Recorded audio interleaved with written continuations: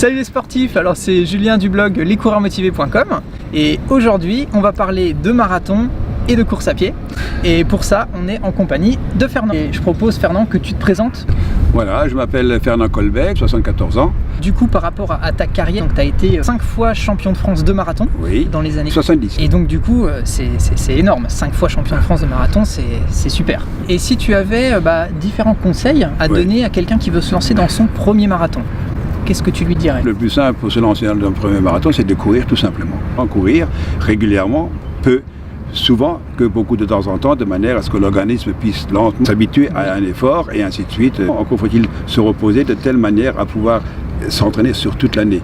À l'inverse, il y a beaucoup de gens qui veulent courir le marathon, ils en rajoutent, ils veulent en faire beaucoup et puis ils sont souvent blessés et ça c'est un petit peu dommage. Mais encore une fois, c'est la patience qui permettra donc d'évoluer et de progresser dans le marathon. Donc finalement, les conseils, ce serait la patience, la régularité et la persévérance. Et si tu devais conseiller un exercice, s'il fallait en donner un, pour s'entraîner pour le marathon, à intégrer dans son programme. Le marathon, c'est courir tout naturellement. Oui. Et il n'y a pas d'exercice spécifique pour préparer le marathon. On peut éventuellement faire des exercices à courir en montagne ou à quelques côtes pour se renforcer tant sur le plan musculaire que sur le plan cardiaque. Oui. Mais il n'y a pas d'exercice spécifique pour préparer le marathon. C'est la seule chose, il faut courir, point.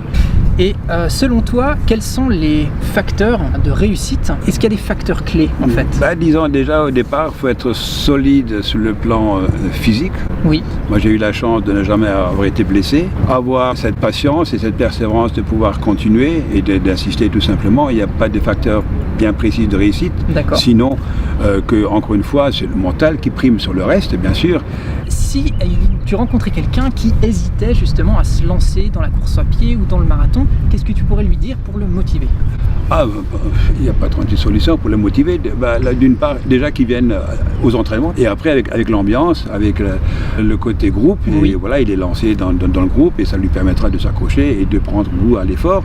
Et comme ça, il ne sera pas seul non plus. Et puis ça lui permettra de revenir parce que seul, des fois, c'est très dur. C'est assez dur, seul, alors que là, en groupe, ça passe tout seul. D'accord. Donc le groupe, ça motive et c'est convivial. Oui, tout à fait, c'est motivant. Quel que soit le niveau. Oui. Quel que soit le niveau. Très bien. Ouais. Et si tu devais conseiller un échauffement le jour J du marathon, est-ce qu'il y a quelque chose de particulier à faire? Non, il n'y a pas d'échauffement, il n'y a rien à faire, il n'y a pas d'échauffement, il y a juste, si admettons la course c'est l'après-midi, faire un petit réveil musculaire le matin, 10-15 minutes juste pour trotter un petit peu, mais c'est tout, il n'y a pas de préparation spécifique ou un échauffement. D'accord, il faut juste être prêt mentalement. En fait. Exactement. C'est ça qui prime. Exactement. Ouais. Et rappelle-nous, c'était quoi ton record sur... 2,14, 2,14, 59. Ouais. Voilà. super, hein, c'est excellent. Alors en plus, à mon époque, les marathons, il n'y avait pas de marathon comme de nos jours. Hein. Oui. Il y avait qu'un championnat de France et le championnat d'Europe ou les Jeux. Oui. Il n'y avait pas de marathon comme actuellement dans toutes les grandes villes. Hein. Tout à fait. Et les courses routes, ça n'existait pas. D'accord. À l'époque, ça n'existait pas, mais on faisait la piste et le marathon. D'accord. Ce que tu veux dire, c'est que ça a beaucoup changé ces derniers temps. Oui. Maintenant, il y a que on peut courir du 1er janvier à fin décembre sur des courses routes toute l'année. Voilà. Toute l'année. Tout à fait. Bon, finalement, on peut se faire plaisir sur toutes les distances. Quoi. Tout à fait.